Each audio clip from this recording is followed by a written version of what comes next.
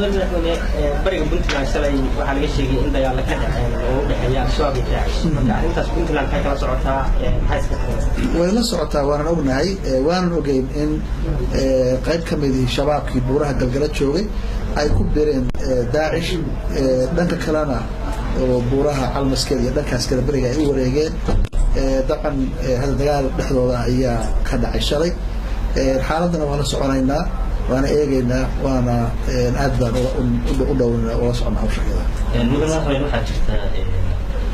inta qabateen adiga iyo waxooyinka iyo xukuumadda hogaaminaysa inaad dhowr shir ku celiseen in loo gudbo doono sanadkii saddexaad baa hadda aad galaysaan marwadiga moodaysa weli inaad ka gaabanaysaan howlaha wallahi arrintaasi hadda waa taan shay ugu dambeysay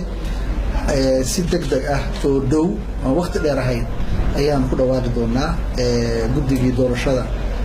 la magacaabi doonaa hawshaasina way nala dhaafmayso waqtiga hadda soo socodta aan dheeray insha Allah waa ku dadaalaynaa fursad baan wada haysanaa 3 sano noo dhiman insha Allah waxaan qorshahaygu yahay 2016 bisha August in doorashooyinkii deegaanka municipal electionski in la suubiyo hawshaasi waa daahsan tahay laakiin insha Allah